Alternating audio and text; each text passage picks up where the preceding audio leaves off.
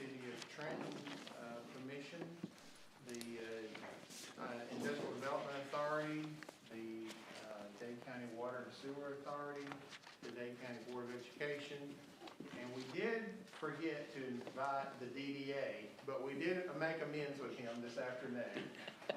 They're somewhat new. I mean, you know, they have come and gone over the years, and right now we do have a DDA, and we're proud of that, a Downtown Development Authority.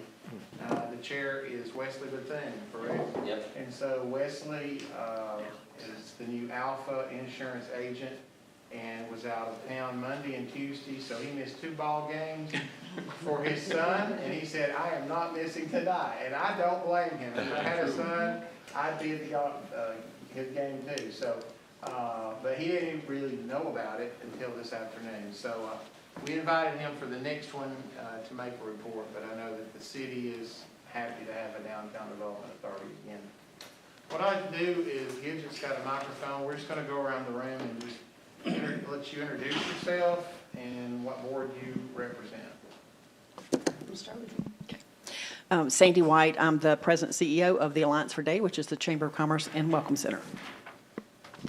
And I'm George Williams. I'm with the IDA, and I'm also on the board of the Alliance for Dade.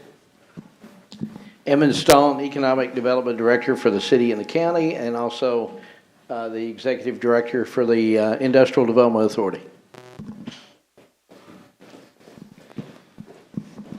Terry Powell, Parks and Recreation Commissioner for the City of Trenton.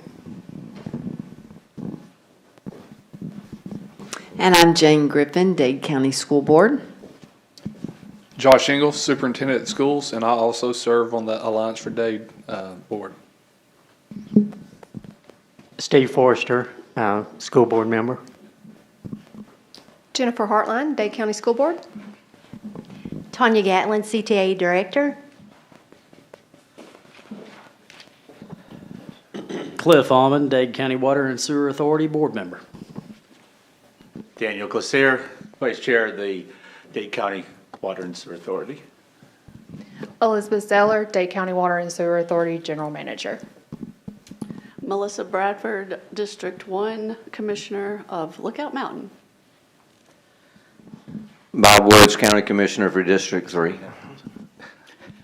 Bill Pullen, County Commissioner.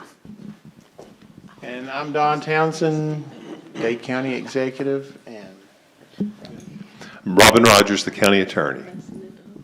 all right. So Robin served lots of boards, or has in and out over the years, maybe all of them right now, I don't know, except the Board of Education. I think y'all have your own attorney, and the city has their city attorney. But welcome, everyone. I know there are a few seats empty. We have a few other people coming in. There's Mrs. Monda Wooten, and she is the, you introduce yourself, Monda. There's a mic right there. It'll pick you up. I'm Monda Wooten, Street Commissioner and Vice Mayor of the city. And Dr. Cantrell, you want to introduce yourself? Yeah, James Cantrell, former school personnel and chairman of the IDA. Right. And so we have a few other seats. They may show up here shortly. I know we were told that a couple are on their way, and then others are out of town working. I know Philip's been working out of town, so I think that's what's happening right now. So tell him we miss him. And the chairman of the Water Authority is pastor also of the Trenton First Baptist Church, and so he has a service tonight. Typically, I think that's the case. I hadn't talked to him personally. Is that? I think I think he's out for a mission trip. Oh, okay. Yeah. So this has never been a Thursday nights is not a great night for him because they do have a service on Thursday nights. But anyway, they're not just missing, because they have great excuses. So we just want to acknowledge everyone. This is an opportunity for the county and the city to get together with the Water and Sewer Authority, the Industrial Development Authority, the Chamber Connection, which was the Alliance for Dade, and of course the Board of Education. There were time periods that went by in the past that we all were in the community together, but we never talked to each other. And so we started this, I think, back around 2019, 20, but that little thing called COVID hit. And unfortunately, we kind of paused there for a couple, 3 years. And I think last fall was the first time we got back together. And so I'm glad to see everyone. I hope that we will continue this in the future. It is typically held in March and as well as in October. And so if at any time y'all feel like that's just not convenient or it's not a great night, let's talk about it and we'll change the date, change the time to another time of the year or whatever's convenient to everyone. I'm going to start out tonight and with the Dade County Board of Commissioners report, and I will encourage the commissioners, if y'all have anything to weigh in, feel free to do so. The two things that we placed on the agenda for tonight is, the first, of course, is SPLOST. SPLOST, as you all know in the room, and this is being recorded. Is it recorded or is it live stream? Okay, it's live stream. So people at home can watch this, and that's what the little square mics are for. If you want to talk, you really need to get close to one or ask for the mic, and Gidget can get that to you. Oh, by the way, y'all introduce yourself over there. I'm sorry, I missed you. Oh, Gidget Dade, County Clerk. Kathy Reagan, Grant Writer. Okay. We got Seth that just came in. And Seth Howes came in, that's right. All right. Seth is with the Industrial Development Authority, so appreciate you being here. But SPLOST is on the ballot for May 19th. That is, as you all know, Special Purpose Local Option Sales Tax. That's a continuation of the current 1 penny or 1%, I should say, sales and use tax for capital outlay projects for the county. Both the IDA and the Water Authority have monies set aside in this upcoming SPLOST, as we've done prior SPLOST, as well as many things like fire departments and fire trucks and such. I probably could talk a long time about SPLOST and what it is. I think most of y'all here know the importance of it. But this is not an additional penny. This is a continuation. It is up for a vote, referendum on May 19th this year. If that passes, then the continuation will begin July 1st, 2027. It's currently set to expire June 30th, 2027. And so that's that. It is a 6-year SPLOST. And of course, most of you know, we do most of our road paving for roads and bridges, public safety vehicles and equipment, capital outlay, fire trucks, emergency service facilities, emergency services equipment, the 911 system, phone systems, anything that's really big systems.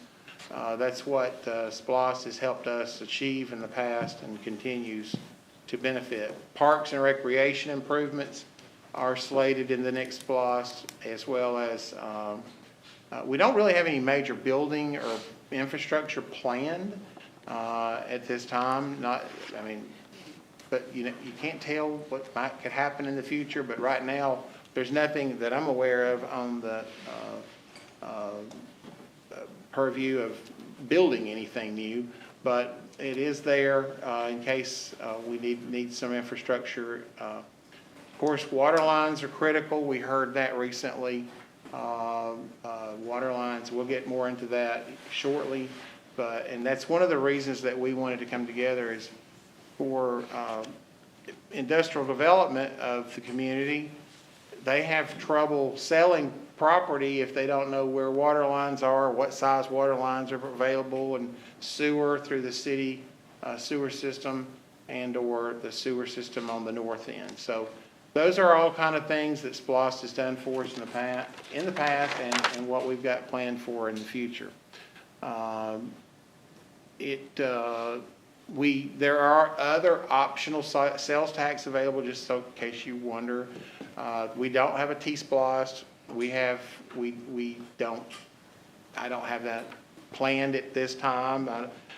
We'd love to have a T-SPLOST. A T-SPLOST is transportation, primarily transportation improvements. And with that, we could pave about 4 times the amount of roads that we've already paved or could pave in a 6-year period But it is a little bit different.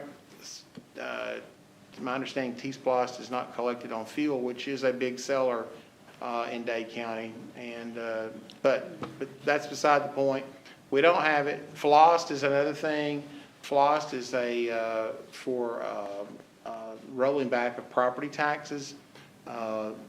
Chattooga County recently passed a splost, a flossed, and a T-splost within 6 months. And so there's a lot of things radically happening in Chattooga County. They start collecting that, I believe, April 1st on one of those, and they started the flossed collection, I believe, January 1st. So it's going to be interesting to see how some of those play out. The Georgia legislature, just so you know, there's a bill in the Senate that's passed to eliminate the Georgia income tax over a period of years, I think through 2032. The House version is primarily about property tax, doing away with property taxes.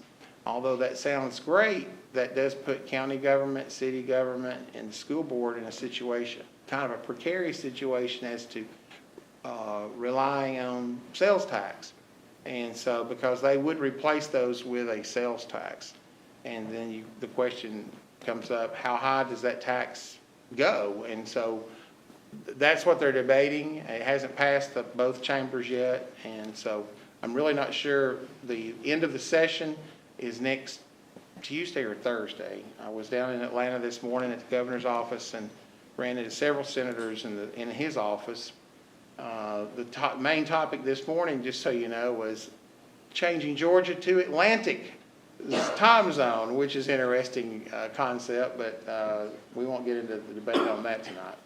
I'd rather just stay with the Eastern and stay with one time zone. I mean, with one time per year, but that's personal preference. Other SPLOST things that we have been able to accomplish, I think most people know, but just in case you don't, we are currently replacing or purchasing 2 new ambulances. Some of that was with grant funds through congressional grant offered through Senator Ossoff. And we also have 3 new pumper fire trucks for New Salem Fire Department, Westboro Fire Department, and South Dade Fire Department. Those have just come in as of about 2 or 3 weeks ago. And so it took 2 years for them to be built. We are working on an animal control center being constructed. That's a joint effort. And I'll let Monda talk a little bit more about that when it comes around to the city report. But we're excited about that to be in a joint effort with the city. We didn't feel like there was really need for a county center and a city center, so we, of course, joined forces for the benefit of the taxpayers to just have one facility. And the other thing happening, of course, is elections building. They had this room yesterday morning. I think there's like 56 machines set up. Had to take all that down, get this set up for this meeting, and then we'll be taking this down, setting up the next election probably tomorrow that starts on Monday. I think it starts on Monday, early voting for 1 week for a runoff. In a year where we're supposed to have had 2 elections, it looks like we're going to have 6 elections. And so, and then the community forest land also is another project that we're working on purchase of some property on Lookout Mountain that adjoins the state park. There's been many other things. One of the biggest things coming up for SPLOST is going to be the it's called Next Gen 911. Next Gen 911 is coming if we like it or not. It's already happening in some states, and so I think North Carolina's already a little bit ahead of the game, as well as Virginia. And so we'll be taking, Georgia is quickly catching up. They will be federal grants, state grants, but those grants are going to be primarily for federal grants are going to be to tie states together. So if we ever have another situation like Helene, where a community is just completely obliterated or destroyed, that another another system can step in and take over for them temporarily until they can get their feet back up on the ground. And so, that's part of the next gen. It does a whole lot more than just connectivity, but a lot of it's based off the fact that you've got your cell phones, and so next gen technology, it's happening, and it is going to be very expensive. But so thankfully, with SPLOST, we should be able to get that through. Y'all got anything to offer on SPLOST before we migrate onto something else? We've been having the meetings. You want to talk about that real quick? Yeah, we've been having regular meetings over at the courthouse, you know, and the citizens who've shown up and asked questions. And Carrie has boards over there, and she has these little stickers, and people can go up there and put in what their priorities are for SPLOST and that type of thing. And that's provided some good input for us. You know, there's no doubt about that. So that's worked out well. And we're getting ready to go that's being developed right now. We're gonna go to the fire stations throughout Dade County, right? And so the neighbors that are around those fire stations can come and talk to us about SPLOST, just like we've done in the courthouse. So that's a good thing. Yep. So we'll be focusing on that pretty much the month of April. Mondays, Tuesdays, and Thursdays are the primary days. It may not be every one of those, but those are the ones we're focusing on. We're hopefully going to have at least 7 of those meetings in the community. So we'll be advertising those on our website and through the local media to let everyone know about that. So if you have any questions or you hear of anyone in your community that has questions, we want them to come out and help us develop the projects that's going to be on this next, 6-year period. So I've had several people come to me about different things, and so there's always some good things and there's some interesting things that people want, but we have to filter those down to the needs and not necessarily the wants. So we will be doing that, and then again, maybe have some online meetings perhaps in the early part of May, and it's just informational pertaining to SPLOST. Don, I have a question. Yeah. So, can you tell us the cap for the current SPLOST and the cap for the new SPLOST? So in Georgia, counties that include their, through an intergovernmental agreement with our authorities, there is no cap on SPLOST funds, and it can run a full 6 years. If we said we don't care what the city's doing, we're not going to invite the city, and we're not going to invite the IDA or the Water and Sewer Authority, it would be a 5-year SPLOST. It wouldn't not be a 6-year, and there may be a cap. But because we offer it to all of our municipalities, which happens to be just City of Trenton, then we are allowed to go for a full 6 years along with again, the 2 authorities. And so we're looking at raising around $23 million. We've heard projections higher. I've been down that road before in 2008, where we anticipated collecting $18 million, and then we went through what's called the recession of 2008 that hit from 8 to about 2012, and so we ended up only collecting $12 million. And so when that happens, if those programs or projects are listed specifically in nature on the referendum, you don't have a choice. You still have to fund them, but we did delay them. And a couple of those, of course, was the finishing out the old courthouse here, the historic courthouse, as well as the animal control or the animal center. And so now we're finally, of course, a few of the measures happen. Tornadoes, floods, 2 different flooding events that caused delays in those programs as well. But that's to answer your question. It is a full 6-year with no cap, and therefore, if we go above 23 million, then we under the intergovernmental agreement share that. Typically, it's with the municipality, and it can be used to reduce general obligation debt. Any questions? That was a very thorough what the SPLOST does. but the other side of the coin is if we don't get it, what it doesn't do. Right. And you heard what it gets, and you have to wait another year to vote on it.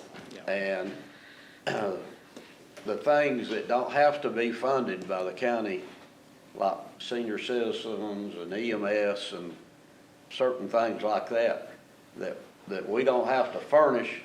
And I think that didn't we say a meal was around 700,000 or? So to make that up for every 700,000, then that's what it would do to your property taxes and stuff. So there's a lot to be gained and there's a lot to be lost if we don't get it. Right. One meal in Dade County right now is worth $679,000. And that's the county meal. For unincorporated, incorporated. School board may be a little different. That's it too? 615. Okay, 615. So the county rates for one meal is $680,000 basically. And so 1 year of SPOS totals on average $3.8 million. So if you divide, 3.8 million by 680, you get about 5.64 meals. That's what the benefit's been for the services that's being rendered is basically a little over 5.5 meals. And so no one would ever want to see a 5.5, I don't even want to say a half a meal increase, much less 5.5 meal increase. But so we are thankful to have SPLOST, and hopefully the people will choose to approve it. Once again, it is the people's choice, and so we shall see. Moving from that, I want to talk briefly about the other thing on the agenda is comprehensive planning. Comprehensive planning is a critical piece of county government. It is the roadmap to which we look at our long-term and our short-term planning. Every 10 years, we have a comprehensive plan update. And we are coming up now on the biggest update that we'll have in a 10-year period. And it is, again, called the comprehensive plan. Now, this is a Trenton-Dade County joint comprehensive plan. Again, the city of Trenton could have their own, the county could have their own, but we have joined forces to do those together. And so we'll be looking at that for 2027 through, believe it or not, 2032. That's amazing to think about, or 2036, I guess. And so, we are just in the beginning stages of the comprehensive planning. But one of the things that we do, what will come out of it is what's called a community work program. And so we've been going through this work program with the Water and Sewer Authority folks, the IDA folks, and to take a look at the city, to take a look. The city has their own work program, the county has their own work program. They do separate them, although there are some a lot of similarities in the plans and the wording. Basically, it gives a code, and what that is, it's a needs and opportunities code, something the Department of Community Affairs uses, and assigns that code to each activity, and each activity has a unique description. For instance, I'll read this one: partner, let me see here, let me find a good, partner with the City of Trenton to purchase additional public industrial parkland for future expansion of the existing industrial park. Okay, so that is something that together we, 10 years ago, said that we were going to try to do. Well, 10 years ago was, guess what happened out of that? It's a different board back then. I think Peter Cervelli was on the board, and we had Nathan Wooten on the board. I don't know, it's various other folks. And we have Vanguard as a result of that. And I don't want to steal any of their thunder. They can talk about that here in a minute. But that's how important it is to have these ideas proposed and placed on the work program. And then you assign a cost estimate, funding sources, and the responsible parties. And in this case, it was Dade County, the City of Trenton, and the Dade County Industrial Development Authority. And I'll be honest with you, really it's the Water Sewer Authority as well, because without water, some of these plants can't operate, right? So, I mean, we are really all partners in that. So we will take a look at these this year. The subtopics are economic development, broadband, housing needs, transportation needs, natural and cultural resources, and community facilities and services. And those are these different subtopics that they break everything down by. And so you may be asked in the next month or so to serve on either a steering committee, and be honest with you, everyone here is invited to be on that steering committee. That is the movers and shakers of Dade County, okay?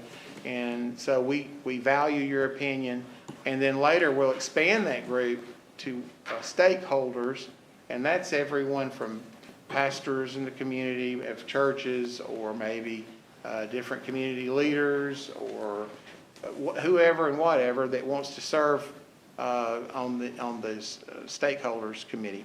We'll come together at some point, have what's called a visioning session. Some of y'all participated in one of those before, where we gather ideas basically at a grassroots level, and then we will put them on the walls. Everybody will have a chance to go in and vote on their favorite ideas, and then from that you start filtering down these different ideas into different categories, and from the categories into these different activities. And so that's what we will be accomplishing this year. It is about a 9 to 12 month process. And again, we literally just started. We had a kickoff meeting this past week, and we'll have another a Zoom kickoff, and we'll be having an active kickoff meeting here within the next month. The Northwest Georgia Regional Commission is our primary go-to on this. They are who will facilitate this for us, and so we will be working with them towards this plan. So when you hear about that,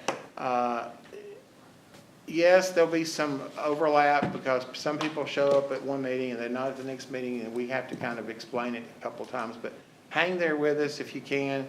Participate if you're available and able, and we would definitely value your opinion on that. And because once it makes the work program, then we start monitoring that over the next 5 years. And at a 5-year period, if nothing's happened, we'll decide, okay, it's not going to happen, or we'll continue that, or it may be in process and it's just not complete.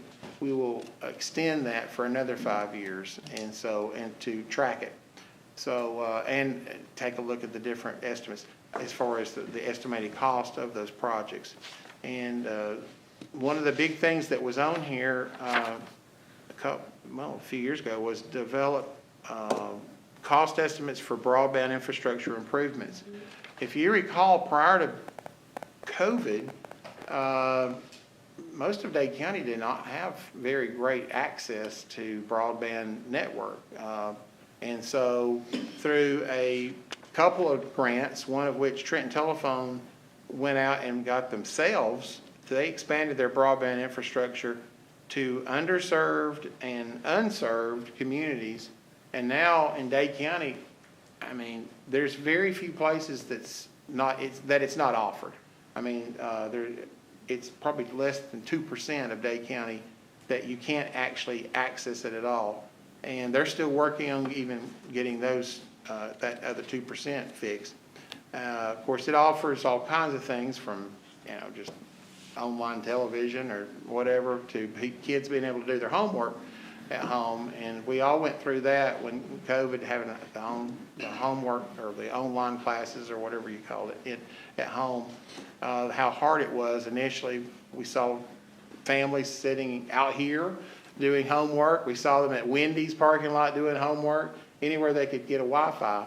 And so that's just one thing that was listed here.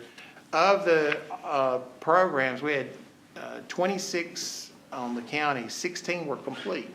So I think that's a win. That's 62% of those were completed over the last 10 years. And so, again, we'll be looking at that. And if y'all got anything to add about comprehensive planning? My take on it is two things. One, you know, general populace is like, oh, the politicians, they just get together, they don't know what they're doing, they don't have any plans, they just spend money.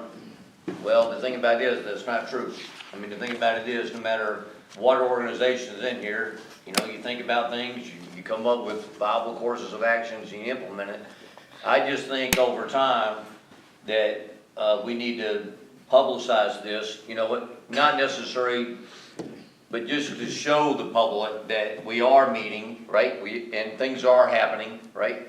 In a good positive way, because if not, they'll, you know, they might negatively just make the assumption that, you know, that good viable things are not happening collectively between us. Now, but then to be honest about it, like, you know, when you go to these sessions, they're all good. You got to address all this, but you know, if I ever have a hard time getting to sleep, I just bring it up on YouTube, and then, you know what I mean? And you can drift right off. But all kidding aside about it is, it's very worthwhile, and I think it's time well spent. Well, to add to that, I was a part of this last one, and it was, to me, it was amazing because there was a lot of people from the community that came in that I didn't really expect to see, and then that gives us a chance to really see I mean, we're all in here, we kind of have the same goals somewhat of what we see and how we see it, and it was interesting to see the public come in and really talk about what they care about, and then we were able to go across the board and talk to each other about what was needed, and for me, I know it was really exciting to see all those places get internet, and not only that, the library was a big part of getting devices and different things in that the community would be able to use.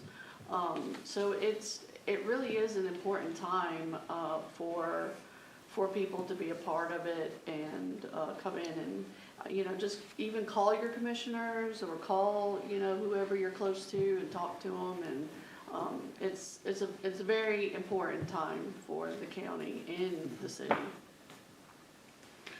And we will be putting out, from that visioning session, a survey. There'll be an online survey, and ultimately there'll be a hard copy survey. So we'll try to make it, you know, get the results back. And again, they take all this data and then filter it back down in order to build our next community work program.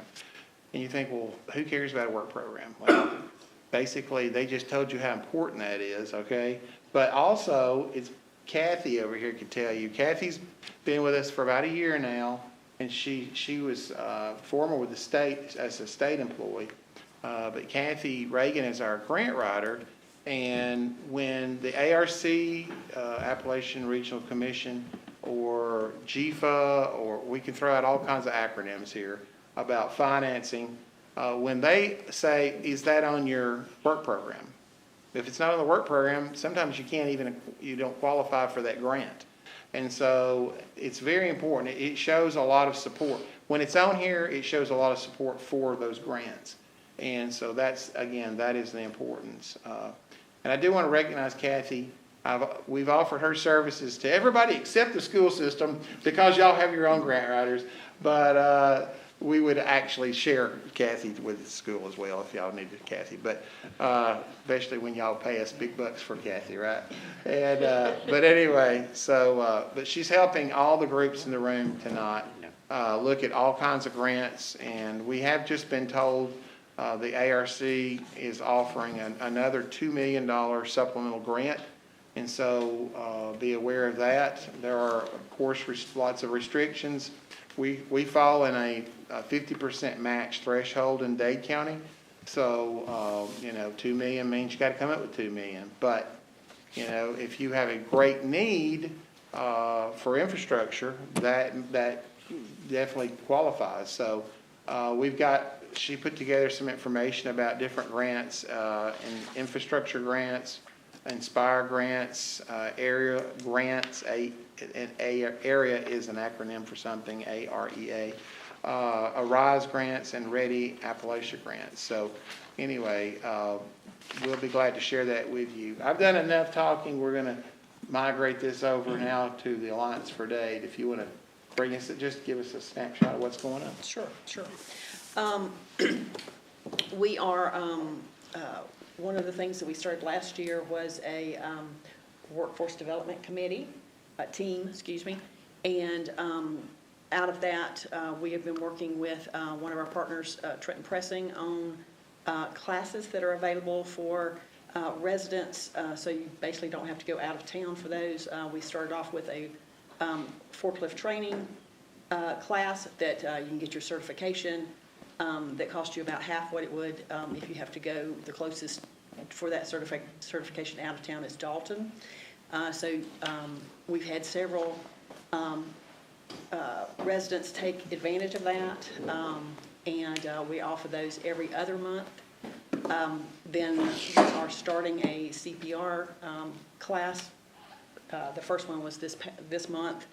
Again, Trent Pressing is helping us with that.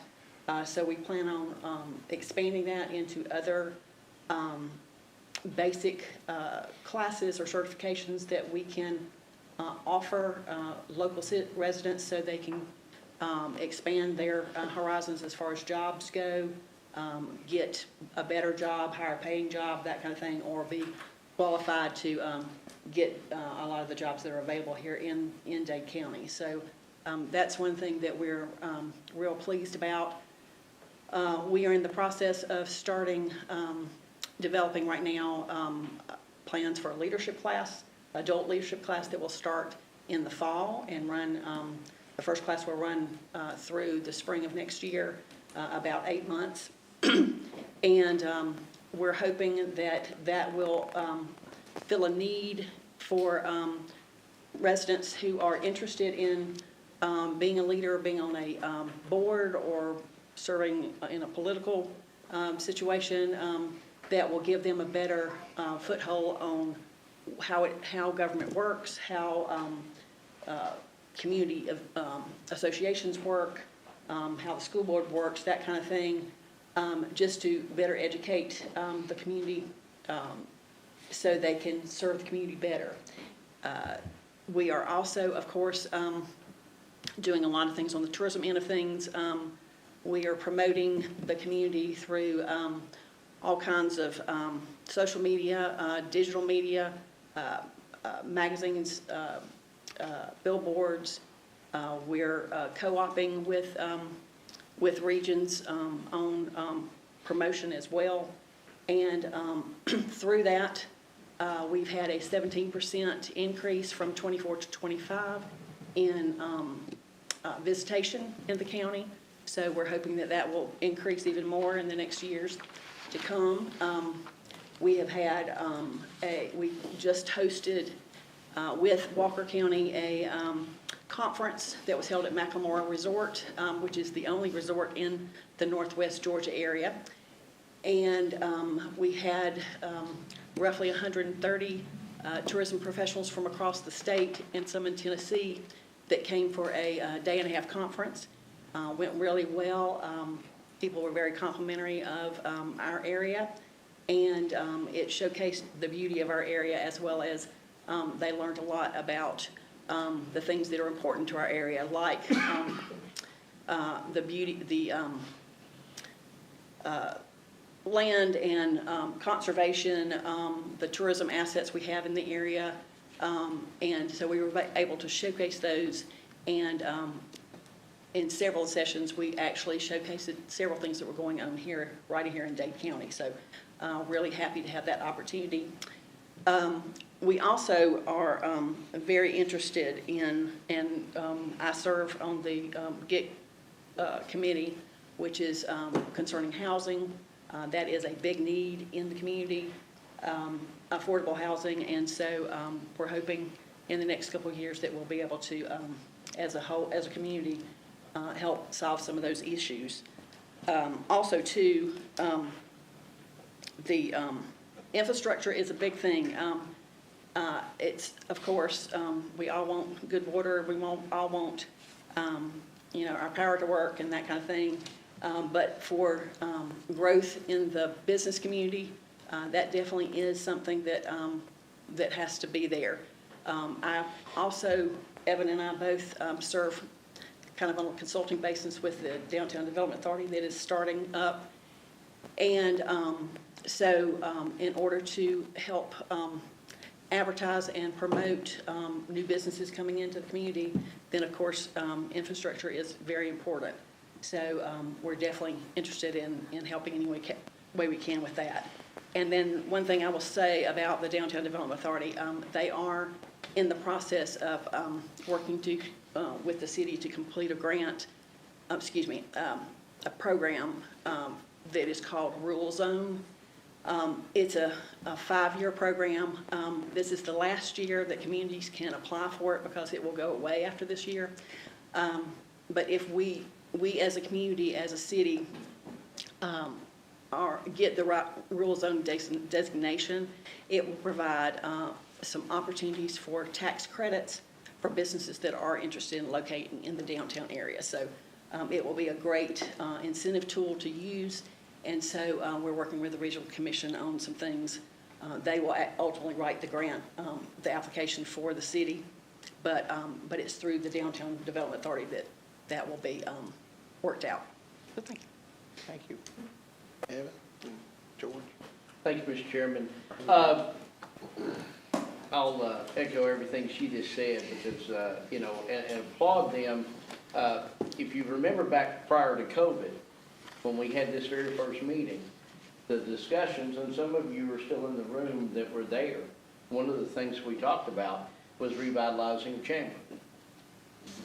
That was done through this meeting, and then probably a lot of painstaking meetings after that. But that was one of the things that came out of this type of meeting, that we needed to have a revitalization of the chamber. So I didn't know if y'all remembered that. Some of you are new, haven't been here before.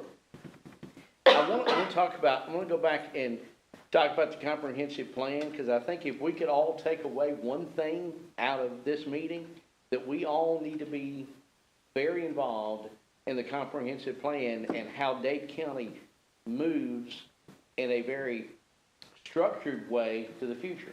Because if we don't, it's going to be moving. It's going to move. But if we can put it in a structured way that the citizens want, the government wants, where we can put everybody moving in the right direction.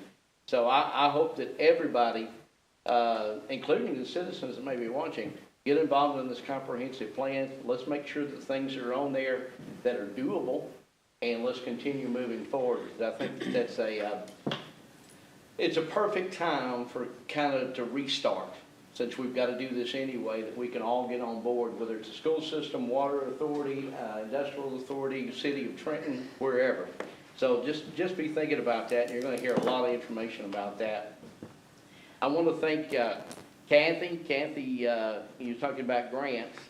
She, along with Ashley at the North Georgia Joint Development Authority, are currently helping the Industrial Development Authority apply for a infrastructure grant.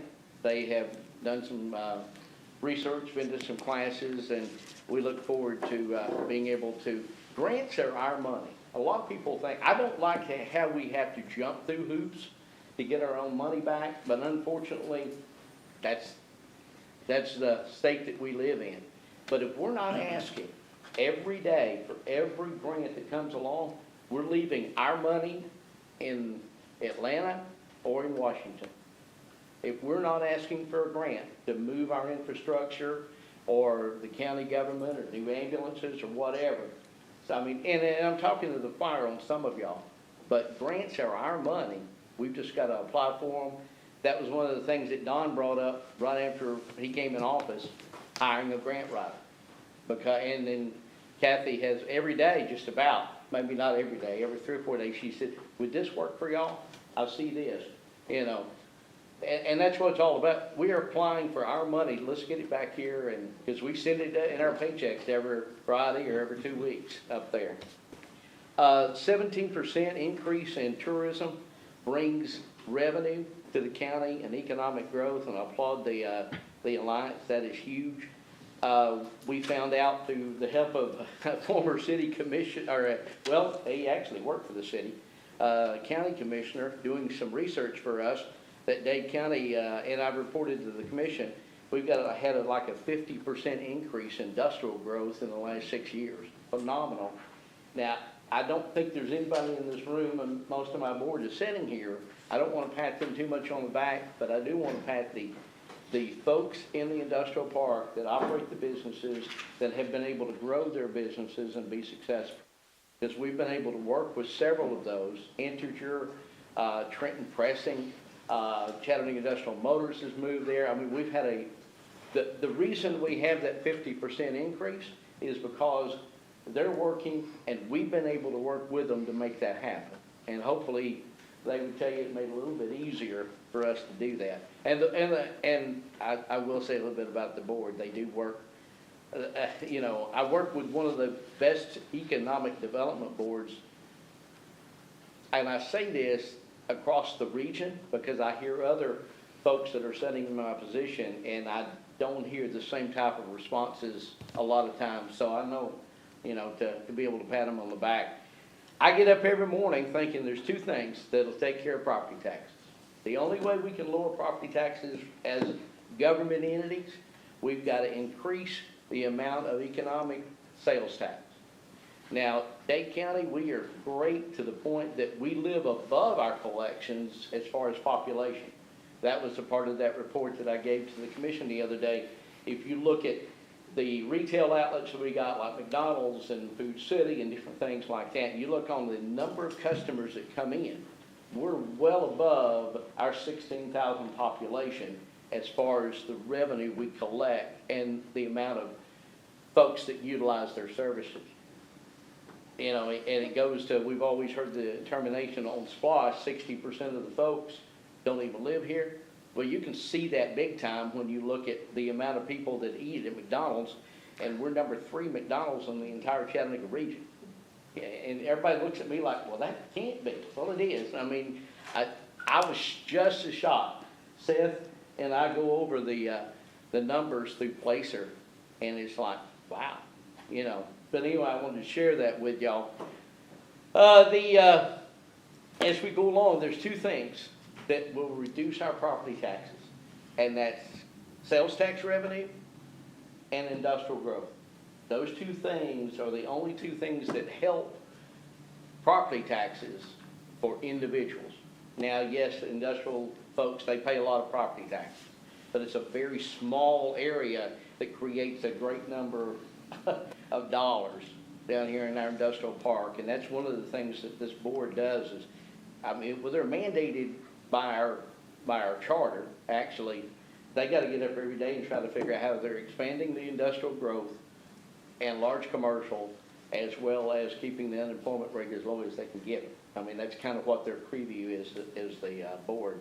So the sales tax and economic development with industrial development is the two things that we can drive property taxes down, or at least save it from going up, and, you know, to be able to do that. We are currently expanding our industrial acreage. We lost a company, I guess about 6 months ago now, because we didn't have 130 acres. And they didn't want to wait for us to be able to get it. They said, no, we got to start building in 6 months. So we lost that company that wanted to locate here. And there's others. I mean, you know, it's not like that we haven't lost one before, but that made these guys realize the fact that, you know, we've got to be ready for the future. We're very fortunate. Trenton Pressing, as a matter of fact, has got 15 new clients just in the last year. If you have a problem, I know this is you know, it's depending on how you look at it, tariffs have been great for our industrial park to the point that folks are starting to utilize our companies here instead of getting products from China, because they can do them here, and they've been able to cultivate that. So it's been good for them. Let me see here. There was a couple more things that I wanted to talk about. We were able to. We had our last, and Don, you met the lady from the State Department of Economic Development. She was the senior site selector in the state. And she came up here and she wanted a tour of what we were doing. She looked at our different properties, Highway 11 and over in our industrial park and that. And, you know, this is a question, Elizabeth. The first question I got, she said, tell me how much water y'all can flow from in your industrial park. I mean, that was the very first question. They want to know, she wanted to know that because she gets all of these huge companies looking at coming here, you know, statewide, that's what I'm saying. But that was her first thing, was how much water can y'all flow? And so it was a real good talk. She was really, I won't use accolades or whatever, but she thought that we had a good thing, good concept going here in Dade. So she was pleased in the email that she sent afterwards that she left. The comprehensive plan, that to me is a good time that we all get together and restart. And I know that some of the other board members may want to talk a little bit, but there was a thing that one of the books that I had read that really stood out. And it's chapter 6 in this book, but time kills deals from economic development, whether it's a new restaurant wanting to locate here or industrial or whatever. Time kills deals. And the 3 takeaways, I thought it was very important for this meeting. Government is often the great bottleneck of investment. Regulations are important, but they must be continually improved and reassessed. And strong customer service is critical to keep the momentum going. That's the 3 takeaways for the government, for us to be concerned about. When somebody comes to me, we may not be able to handle what they need to come, but we need to be able to say, if we can get this done, sit down, let's see if we can get it done, and have a great customer service type attitude. I thought that was great. It's a great timing with the comprehensive plan. So I just wanted to share that, and I guess we can let the good doctor take over. I'm good. I think you pretty well covered it all. It's good seeing everybody. I do have a question. Can you all address tax abatements as you're recruiting industry? Are you still thinking tax abatements or no? Oh, yeah, that's one of the great tools that the state of Georgia has for us. There's several in our toolbox to be able to compete. We've got one project right now that we're competing with another state. So, yeah, the pilot, the abatement is a big tool in the process, because it's like that we're competing with other places, and we are every day. Georgia can't get involved until we're the only one left in the state, because they don't want to compete against, you know, one county or the other. But we've got several tools in our toolbox, and that is definitely one of them, that if we didn't have 3 or 4 different tools in the toolbox, it's a competitive advantage in a competitive world. And the good thing about it, even though we're small, we've got the same type of tools to be able to work with as a bigger city in Rome or whatever. In the state of Georgia, they've done really well to give us the tools to be able to do that. Is there a length of time that's generally accepted? These guys right here set the length of time. You know, we've got some deals at 5 years, some are 7. It really it depends on the amount of investment. It depends on the number of jobs, and it depends on what type of job it is. We're very fortunate at this point in time. There is some deals that would come to us that this board has already said, we're not going to work with someone. We're not going to be hiring or giving any incentives to a company that comes in that's going to pay $15 an hour, because that's not the average wage in the industrial park. So even if they come in and say, hey, we're going to build, what can you give us? We're going to hire 500 people. This board has already said, if they're not going to at least pay the wage, the average wage in the industrial park, we're not going to give y'all any incentive. So it basically goes back to the board, you know, based on the amount of investment, number of employees, and the rate of pay. And then they get all of that information, and then they tell me, okay, here's what we're gonna do. We can do a 3-year, 5-year, 7-year. Unless it's a huge $500 million investment, we're probably not gonna do anything over 7 or 10 years anymore. But it really depends on the amount of investment that comes in from a project. Is that always a tool that you immediately pull out, is to offer that? Yeah, that's one of the things that we will look at. I mean, the state offers what they call statutory things that come along, like tax incentives for if they hire 15 employees or more, they get a certain amount of tax on their employee taxes that they pay. We get that. We get $1,250 as the state, but because that we're a part of the Joint Development Authority, we get an extra $500 per employee over 5 years, which is like $8,750 per employee for a new plant that comes here that they get on the state level. So, yeah, everybody we look at differently based on their amount of investment and what we can do. How much consideration is given to how that's affecting, like, the school board, for instance? Like, because that's taken from what, if they were originally paying taxes, like because you're saying, okay, you're not having to pay this for so many years, so that means the county's not getting funds for so many years, the city's not getting funds for so many years, the school system's not getting funds for so many years.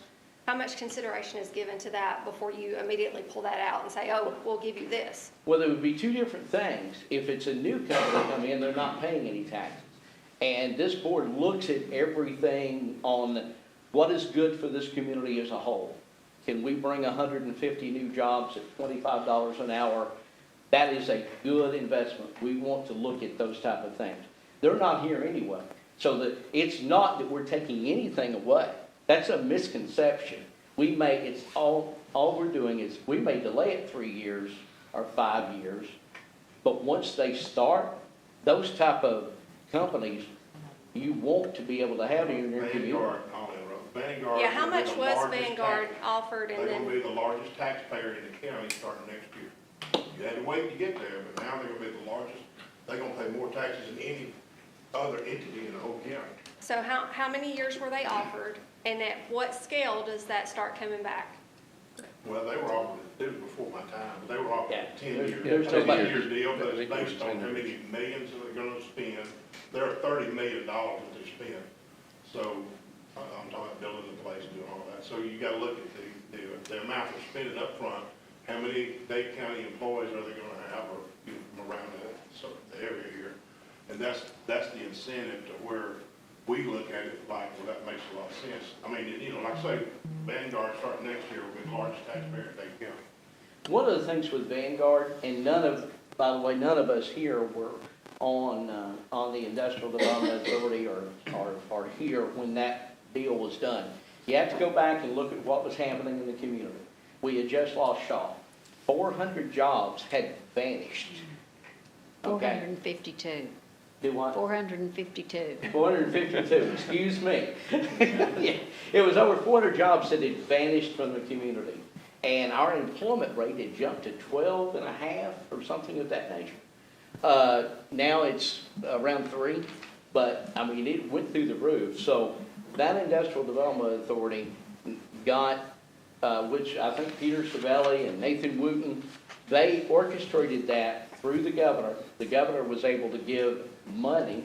They gave, Governor Deal gave them $1 million just to locate here through a One Georgia grant. Because we were, I don't want to use the word dire straits, but if people can remember 10, 12, 14 years ago when Shaw shut down, there was a lot of people didn't know what they were going to do. It affected the whole county, the whole city. People wasn't getting their cars fixed here. They wasn't buying groceries here. They wasn't buying gas. We were in dire straits. Exactly.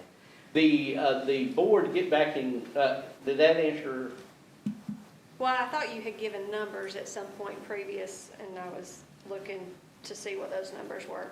Now, the deal that the project for Vanguard, they had a 10-year abatement to come here. So that basically means nobody got any benefit, even the Industrial Development Authority, nobody did.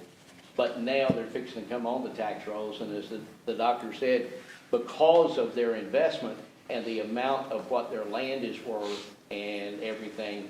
Now, I take that back. They've been paying employees for 10 years, and that's been going into the state's coffers as they pay income tax here. So, yes, there's been benefit for this community through Vanguard for 10 years. You gotta be able to look at that. That in itself, the 10-year abatement, we've talked about it. That problem for nothing, zero, that will never happen again. Unless we got to the situation where we had something happen like, I can't go back and second guess what they did or how they did it, but everybody was on board from the governor all the way down because they knew that we needed those jobs.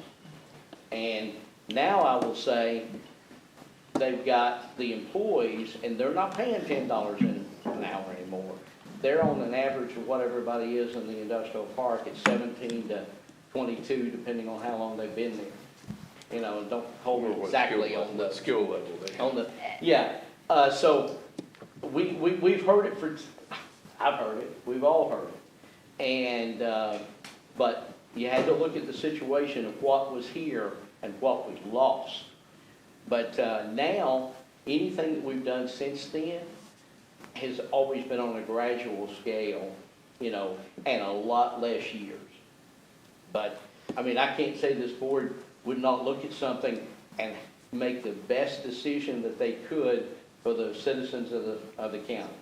But it never takes anything away to the point, it's always, it may delay it a few years, but the end result would be, you know, I've looked at deals down here, you know, that this land doesn't generate anything.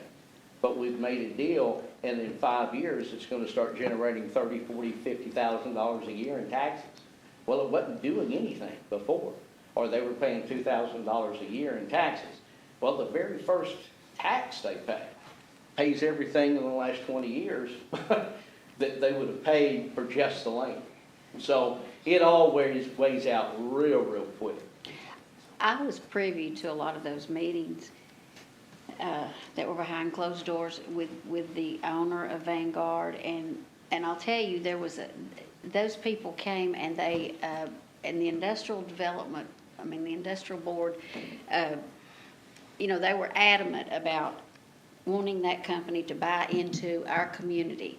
They might have invested $30 million, but there's a lot of that money that was bought, like right here. There was truckloads going from Ace Hardware to them. Anything that they could buy locally, they couldn't require them to do it, but it was kind of a handshake thing, and they agreed that they would, and they stuck to their word. And they've been really good as far as investing in the community, supporting things, you know, with their resources. So, you know, that.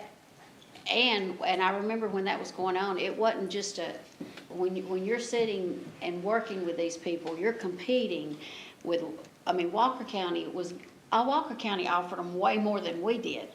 They had more than we could offer. And if it hadn't have been for our state senator Jeff Mullis stepping in and pulling Governor Deal in, we probably would have lost that. But, because they could get so much more, but they knew, Senator Mullis and Governor Deal knew how bad our community needed it. And so they were willing to put more forth for them to invest in Dade County. So Vanguard has been a wonderful thing for Dade County. Well, So and to just to piggyback- finish up on that, and I think you have a Yes. question, is the fact that that was a very unique deal. And I can't see us having, you know, because like I said before, Alicia's just come in, our vice chair, we're in a lot different situation now. We've got some expanding, great partners in our industrial park. I just told you about the 50% growth that we've got. That's current investments. They're great taxpayers if you want to look at them like that, but they're also great partners to keep jobs here. And, so we're in a whole lot different situation now than we was when Vanguard, like I say, none of us was here, but I do think, looking back, they had, including Governor Deal, you know, at a 12% unemployment rate, they did what they had to get those jobs here, you know, at that time. And I didn't even know until she just said it, that Walker County had offered them more. You know, Vanguard may have been sitting over there. They were in competition with 2 other counties, but Walker was putting forth so much more. To finish that question for both, for both y'all, this board is, we look at things a whole lot different than we did 12 years ago.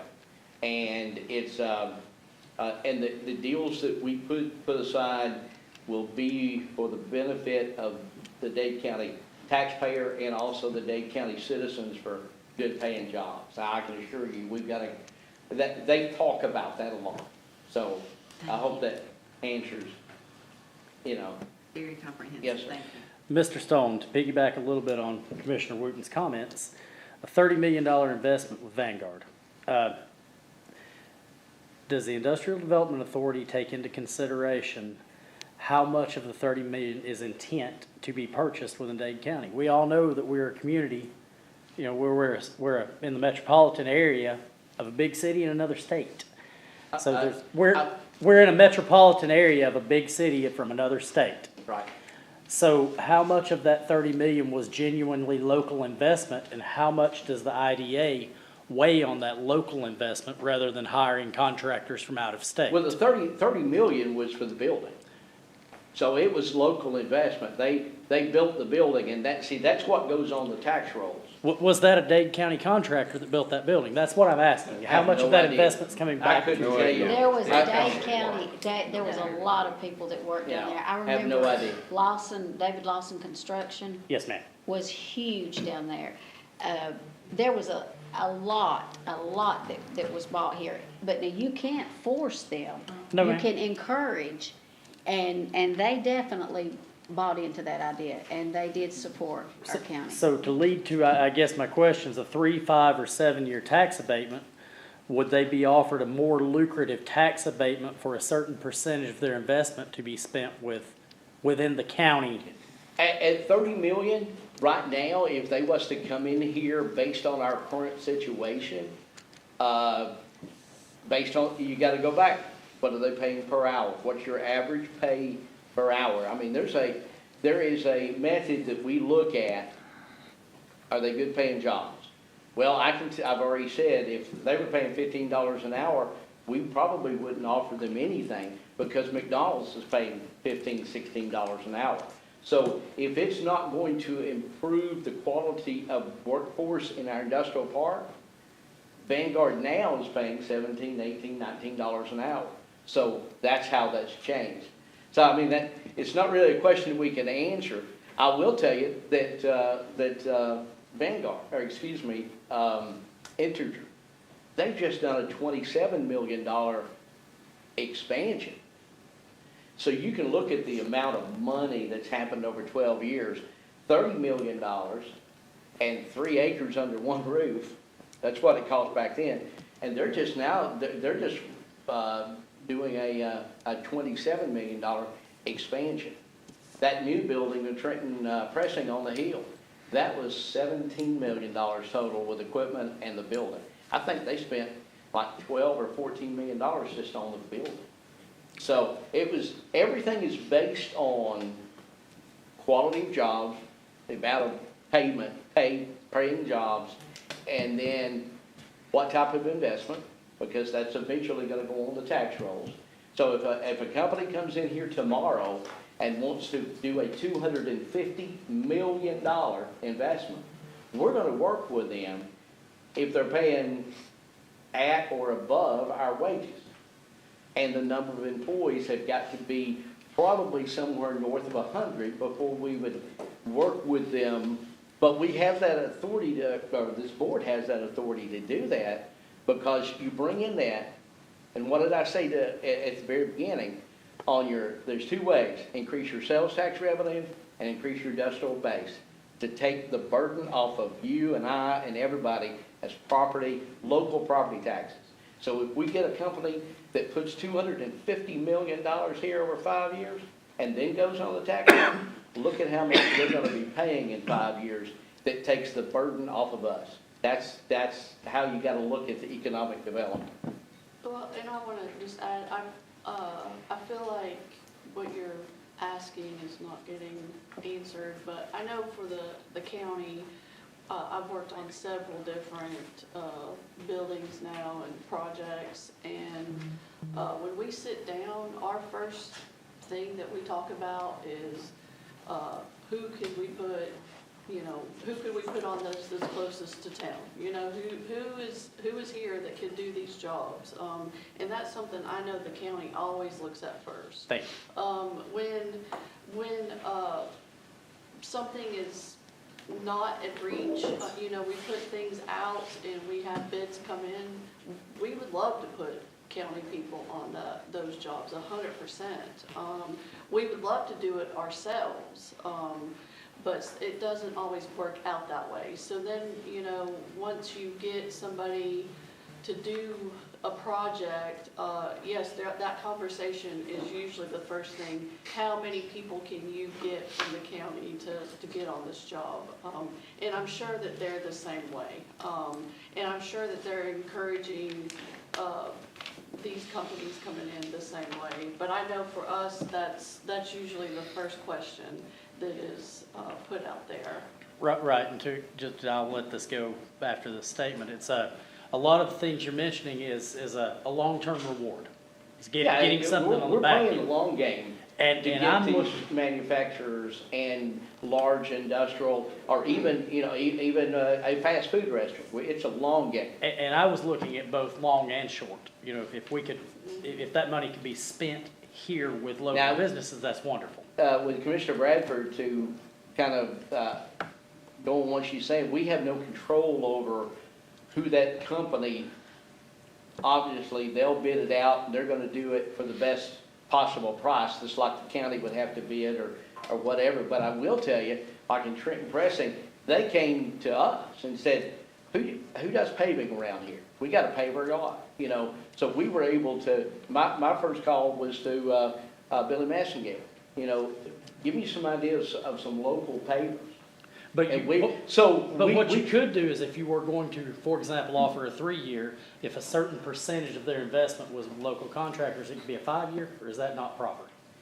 It can be worked into some of that, and we always suggest and ask them to use, and most of them do, work and use local contractors, because they don't want to pay somebody that's driving from Nashville over here to work. Thank you, sir. But I know they try, based on the conversations that I've had with the folks that run those plants, because they're local people. I mean, Integer, the guy that's over maintenance is Howard, Randy's son. I mean, y'all know Tim. I mean, so he's local, and I think they do that already. I mean, I really do. And it's really procedural, with us, and I'm sure with them. I mean, we encourage them, but it's very procedural. You have to put out bids. You have to see who's going to accept those bids. Of course, we have to go through to see, there's a few times where we might take the one bid that's higher than the lowest just because they have a better, performance record or no, ma'am, that's not it. Like that. So it's one of those things where it's very procedural on how that works. So we're going to move forward to the city. Otherwise, we're never going to. Yeah. Matt, I want to announce that the mayor, his son is getting married. So he has a great excuse for not being here tonight. He'd be in big trouble with the family if he was here. We have Monda and Terry, so if y'all want to either or both, talk about city matters, please. Well, we've been having meetings with GFA, the Georgia Environmental Finance Authority, about upgrading our waste management and pump facilities, and this will be engineered over a 25-year plan. we've been meeting with two different developers that have purchased land in the city, 3 different parcels on building some affordable housing. And when I say affordable, you know, it's sad to say, but right now, affordable is considered $285,000 to $325,000. And that's what they're looking at doing. And so, like I said, we have two different builders, but, or developers, but 3 different sections in the city. And then, the thing that, you know, we've been focusing a lot on our Trenton Dade Animal Center, and y'all know that's near and dear to my heart. The county and the city has come together after all these years, and we have the building is there now. We have the final design on the HVAC, the electrical, and the water. We're still waiting on the design for the plumbing, but that should be any day now. We are working on a full job description and seeking a director for our animal center.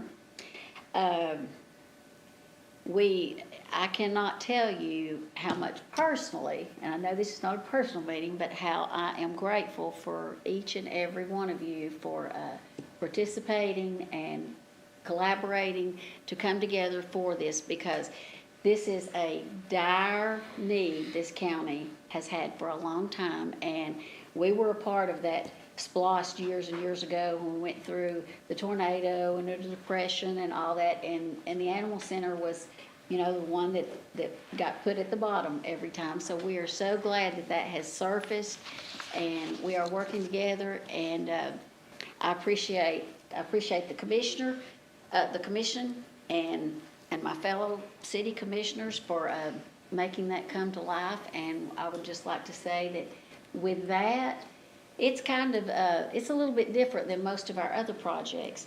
There's a lot of people that are real passionate about animals, and they don't mind giving money over for those things. So we have been able to collect some substantial donations that will go towards that. We have some great people in the area that's just very, very supportive of our situation. And if you think we don't have an animal problem, y'all need to come and spend a few days with us. Just this last week, I'm going to mention, just this last week, we handled 4 hoarding situations. And right at our goal, this is the way we look at it. Our goal is to get the animals out of here. Number one, we can't find enough do you know 100 people wanting to adopt a dog or a cat? We don't either. And so in order for those animals to go on and have a good life, our deal is to send them up north where there's real strict ordinances and laws, and we send them to rescues up there, because once they're up there, we never see them again. It's done. And that prevents us from having to euthanize for space. So that's our goal, and it's been really good. And just this week alone, we have had 5 transports. By the end of the week, we will have had 5 transports that will have transported, I don't know the exact number, but it will be between 85 and 100 animals. And we have had, like, Ann Brown with her rescue. She took animals to Nashville the other day to meet a rescue that was going to Illinois. We have Lux Rescue that tonight, when I leave here, we'll go load up, because she's out of town, we'll go load up 37 animals. We had 28 that went to a rescue in Chattanooga. Tomorrow night, I'm leaving to take a load to Florida. So there is a terrible problem in this area. Terrible, terrible, terrible. So, but we are doing something about it, and we're working on it. And the city is very appreciative for the working relationship that we have with the county commission. I was a part of that meeting years ago, Evan, with you, when our chamber alliance, that was a very big issue. In fact, I was probably the one that was screaming the loudest at that meeting. You know, I reported our chamber was dead, and so I am so glad and so proud of those folks. I mean, these signs that you see up around here, you know, they're behind that. These flowers, they've done so much to beautify our area. They work with us, they work with everybody. And I am so proud of the Alliance. And Kathy's been great, she helped us secure a grant. You know, I just can't say enough.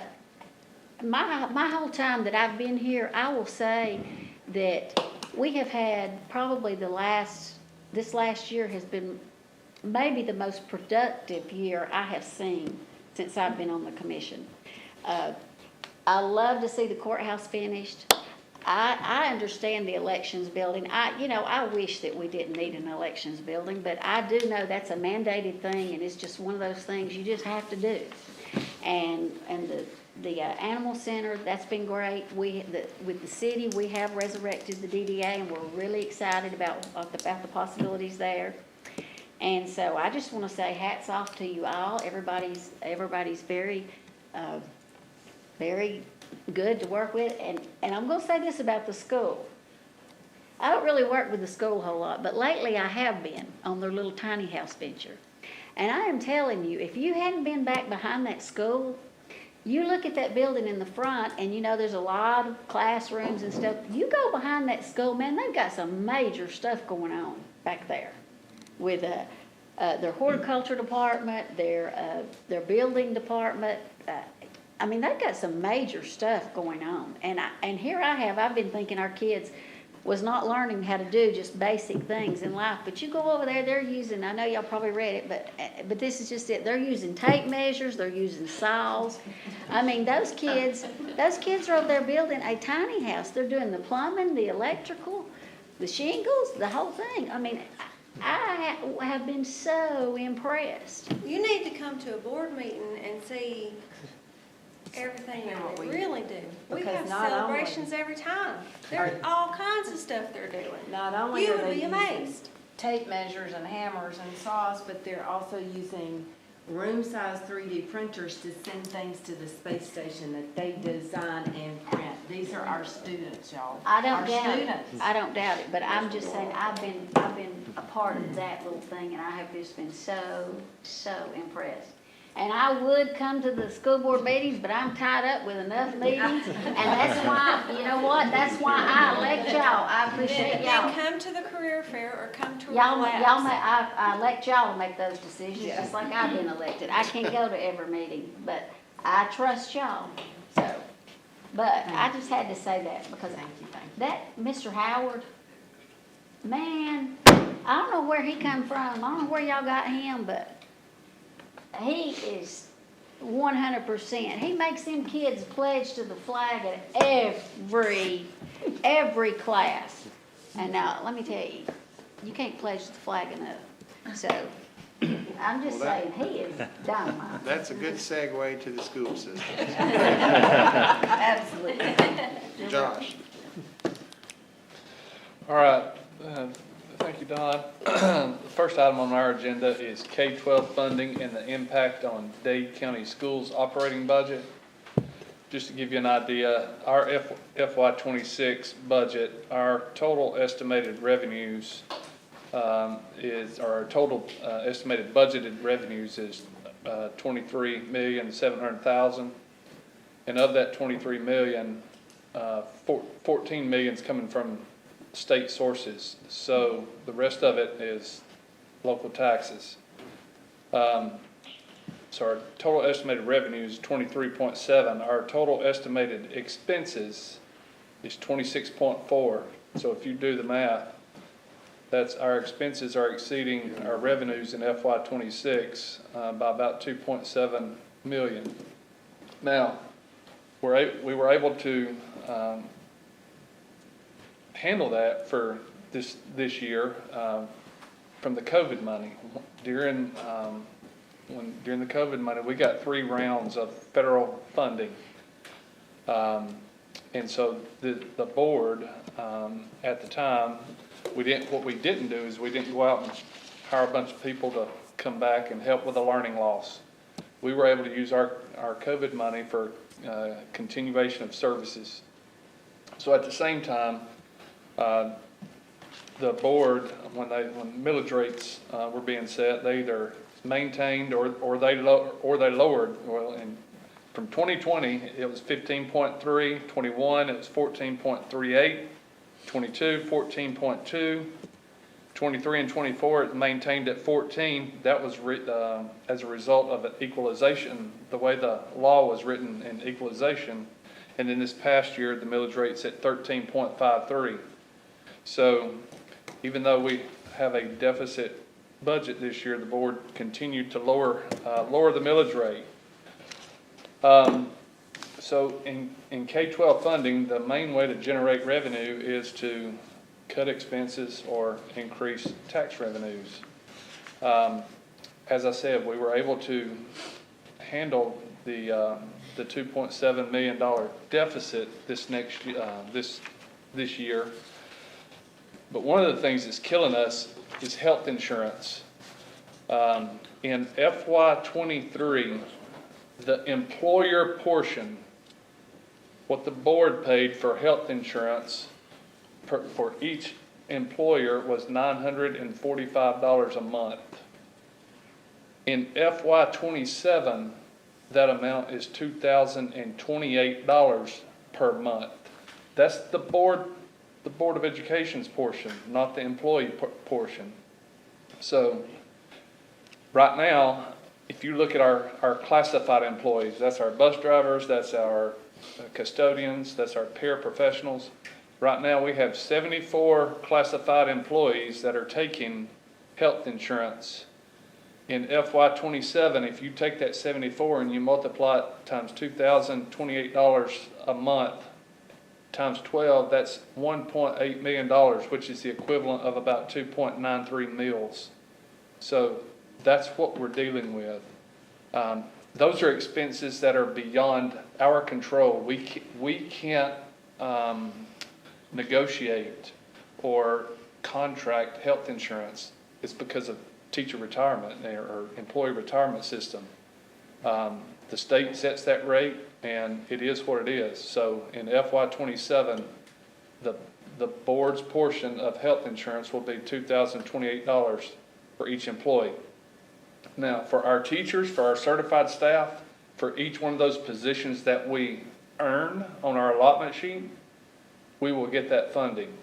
But I'll tell you right now, our custodians, our cafeteria staff, our bus drivers, we don't earn those. Our parapros, we don't necessarily earn those. So that's a local expense that's beyond the board's control.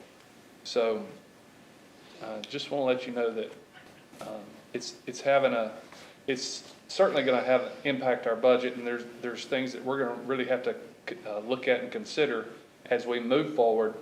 The last thing I want to talk about is cutting programs like these, like Ms. Wooten was talking about. I don't want to cut, our kids come to school for the arts, athletics, academics. So we want to be able to continue offering those programs. And there's very limited grants that we can apply for. And anytime we apply for a grant, generally, it flows through, that funding flows through the Georgia Department of Education. So anything you guys want to add to that? And we don't have an actual grant writer, by the way. Yeah. Oh, you don't? No, we do not have a grant writer. What percentage, when you say? Tanya Gatlin's our grant writer for CTAE. Prior to that was Dr. Cantrell, so. When you say that it's $2,028 a month per employee, what kind of, that's the school's part? That's the school board. So what percentage is that? What percentage of health insurance does the school supply? The employee, the employee, the board's portion is will be $2,028 per month per employee. The employee, depending on which plan they take, if they take a general HMO plan, it's pushing $600 a month. But I mean, what percentage do y'all have like the school system pays 90% of health insurance or 80% or? No, that is it's a flat rate. So the state tells us, here's what you're gonna pay. So that's like a mandate? Yeah, You have to put it? yeah. Okay. and that's statewide, so. Is that just for an individual employee, or is that for family coverage, or? It doesn't matter. So Okay. if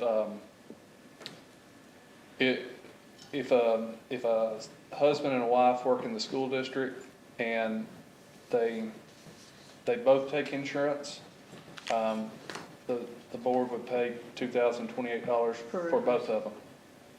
In most cases, they do take the family plan, so they're only paying that $2,028 on that one employee. But yeah, we don't get to determine what rate we pay. Our rates don't fluctuate based on how many people take the coverage, or how many people done. It's a flat rate. And we can't And shop it's it. set by the state. We have to take it. The other thing is the bonus that we're having to pay Yes, as yeah, well. I mean, yeah. we want to, obviously, but it still comes out of our budget. Yes, Governor Kemp appropriated in the amended FY26 budget, he appropriated a $2,000 one-time supplement for employees. And so, but it doesn't cover everybody. So I think ours will cover, we want to include everybody. Right. So in order to include everybody, it will cost the board about less than $150,000. But that's a expenditure that we didn't plan for because we didn't know we were going to get it. So that will require a budget amendment at the end of the year, because this happened during this legislative session. So But break that down and explain exactly what that means, though. the one-time supplement. But break it down like how you can't choose. You can't choose Oh, yeah, yeah. this one versus that one. Yeah, so they send us an amount, and they say, all right, you're getting a supplement for 134 teachers, but we might have 155 teachers. But they don't say, all right, here's who the 134 get the supplement. Here's who you're gonna have to, they just send us numbers, and so we can't just go through and pick and choose. It's, So the board chooses to make up the difference. so, Well, sure, you should. And we can't divide that money out among, no. that money. No. That We money can't. has to go You to can't the take and say, okay, family. everybody's gonna only get a little portion. So- Yeah, you so can't you're take the ta- $2,000 and divide it out among everybody else. It's, there's guidance that we have to follow, I know, so. I know. So anyway, just, So Those are Josh, kinda- you buy the insurance through the state, is that correct? yes, it's through the Yeah, state health okay. benefit plan. Yeah. Okay. So you can't go out on market. No, we is can't what farm you're ours saying. out. No, because now you're talking, the employees that work for the school district, their health insurance is tied to their retirement plan. And we can't do that. I would say most of your bus drivers and custodians and stuff, that's probably why they're even there. Yes, so we're paying for some of our positions, we're paying more in health insurance than we're paying in their salary. Yeah. So,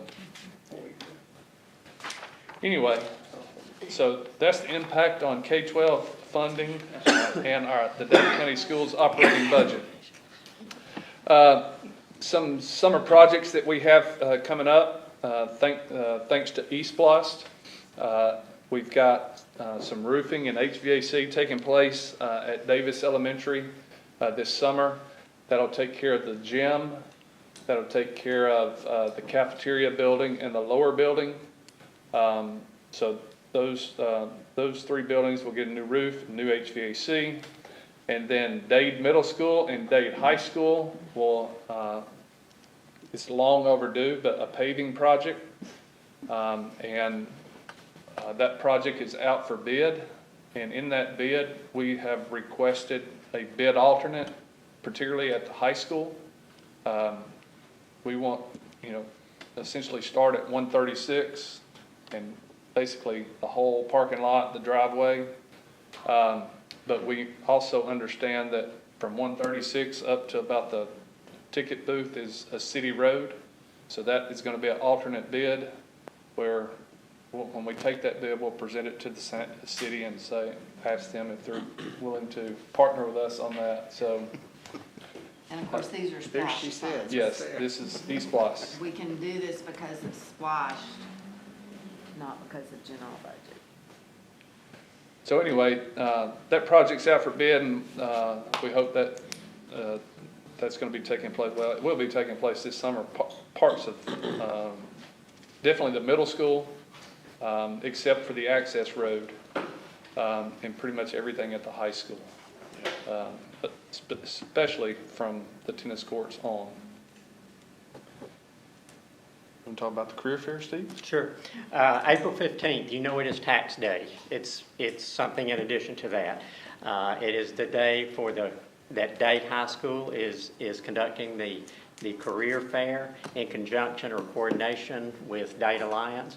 And Sandy says there are about 30-something, About 20 20 or so right now, something people, holding about 40. businesses signed up for this. It's a great opportunity for our high school students, especially those who are not necessarily on the college track, to see what's available here in the county for jobs, and maybe even some work release programs can come out of that as well. But this will be taking place on April 15th from 9 to 12. It's a great opportunity for businesses to come in and interact with the students. But in addition to that, it's also a great time to showcase our CTAE classes, because after the fair, then there'll be a tour available for all the CTAE classes, and I'll let Ms. Gatlin talk about that. Yes, we encourage you. When it ends, we have students set aside to be tour guides, and they will lead you on a tour. Like specifically, if you're interested in the construction area or going to Mr. Howard's class, they can take you to that class. But we really encourage you to tour every single lab. We have some new equipment in our mechatronics lab and our healthcare lab. So it's just a great chance for our students to see you in those classrooms too and get to meet you. So yeah. That's great. Yeah. And the final item on our agenda is growth, and when we talk about schools, we're talking about two kinds of growth. We're talking first and foremost about academic growth and how well our kids are doing. When we had this meeting last year, we were very transparent and said, look, our high school is on the state list. A lot of the reason it was on the state list was because of chronic absenteeism. In all of our schools, I think the figure was 25% of our children were chronically absent, which means that they were missing a month of school or more. And all of the schools have addressed this, have changed this, and particularly proud of the high school because the high school has raised its CCRPI scores by 11 points, which is unheard of in 1 year. So we are growing academically. Our kids are excelling in so many areas, and I just echo what Jennifer's saying. I know y'all are so busy, but please pass along to those you know who are not busy to come to school board meetings and hear really from our kids, because our kids are coming to those meetings, they're performing, and so that kind of growth is going on, and we definitely take that very seriously. The other kind of growth that we have potential for in our area is numbers growth. We have room for more children. Our attendance is, our enrollment is down, as is enrollment nationally in public schools. Our birth rates are down. People are choosing alternatives for their schools. So we are fitting in with others whose enrollment is down, which means that we have room for more growth. And when we're talking about the comprehensive plan, I think we would be very supportive and want to play a role in that to see how does that work, because growth is not a simple answer. It's not, I mean, we need more from our perspective, we need more young families here, but we've got to work on affordable housing. We've got to work on businesses. We've got to work on jobs. We've got to work on water. We've got to work on all of the infrastructure that supports that. So we totally understand that it's not just a quick answer of just bring those families in, but just to go on the record and make sure everybody here knows that our schools have room for more kids. Our schools are doing a great job and are competitive. Our kids are competitive with other kids in Georgia. I'm looking at one of them right there. So just to know that we are looking for continued academic growth, but we're definitely looking for more numbers. So do y'all have any questions about that or comments? Dade Elementary School was recognized as a distinguished school.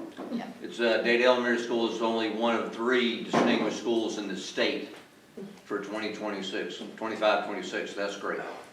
You know, I just got notified of that earlier today.